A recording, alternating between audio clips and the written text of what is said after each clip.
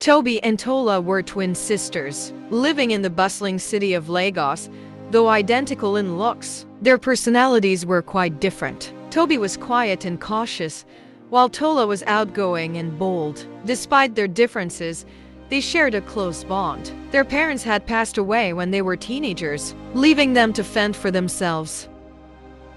Life in the city was tough, and they worked hard to survive, but money was always scarce. Toby worked as a tailor, stitching clothes in a small corner of their one-room apartment. Her customers were few, and most of them delayed payment. Tola, on the other hand, sold snacks by the roadside. Her earnings were unpredictable. Some days were good, but others were bad. They often pooled their meager income to pay house rent, buy food, and barely keeping the lights on. One day, as Tola was selling her snacks, she met a man named James. He was tall, charming, and well-dressed, a stark contrast to the people she usually encountered. James bought a snack from her and struck up a conversation. He introduced himself as a businessman, claiming he had connections that could help her and Toby improve their lives. His smooth words and confident demeanor impressed Tola when she told Toby about him later that evening. Her sister was skeptical. "Tola, we don't know anything about this man," Toby cautioned. "People in this city can be deceitful."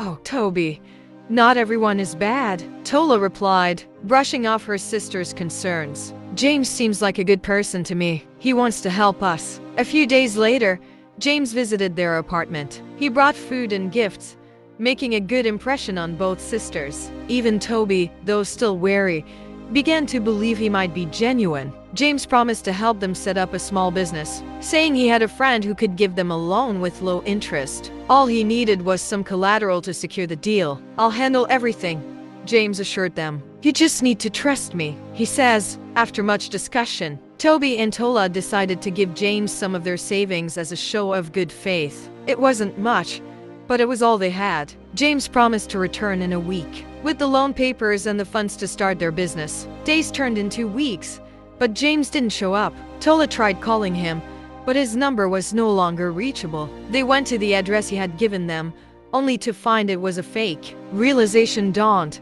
They have been scammed. James had betrayed them. Tola was devastated. She blamed herself for trusting him so easily. Toby, though heartbroken, tried to comfort her sister. "We'll get through this, Tola," Toby said, hugging her tightly. "We've survived worse." Their financial situation became even more desperate. Without their savings, they struggled to make ends meet. Tola felt guilty every time she saw Toby working late into the night, stitching clothes by the dim light of their kerosene lamp. One day, while Tola was selling snacks, she overheard two men talking about James. They mentioned his full name and how he had tricked other women in the same way. Tola's heart raced as she approached them. "Excuse me," she said, trying to stay calm. "Do you know where I can find James?" The men exchanged wary glances before one of them nodded. "He's staying in a hotel downtown. But be careful, he's not someone you want to mess with." Tola ran home and told Toby.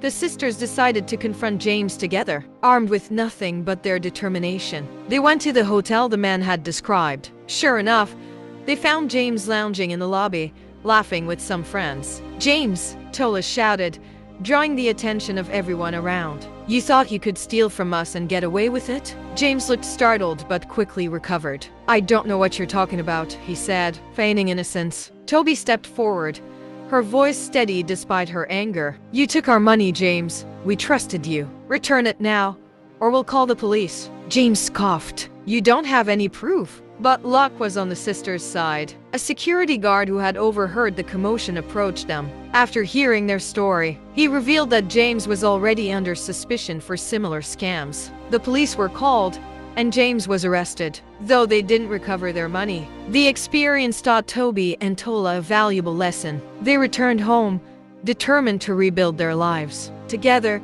they worked harder than ever, finding new ways to make ends meet. Tola started baking and selling cakes, while Toby expanded her tailoring business by advertising online. Months later, their efforts paid off. They managed to save enough money to rent a small shop, where they combined their skills to open a clothing and snack store. The business flourished, and for the first time in years, They felt hopeful about the future. Toby and Tola realized that while the city was full of challenges and deceit, their bond as sisters was their greatest strength. Together, they could overcome anything. Please remember to subscribe to this channel and give my video a thumbs up. And I'll see you in my next video soon. Thank you.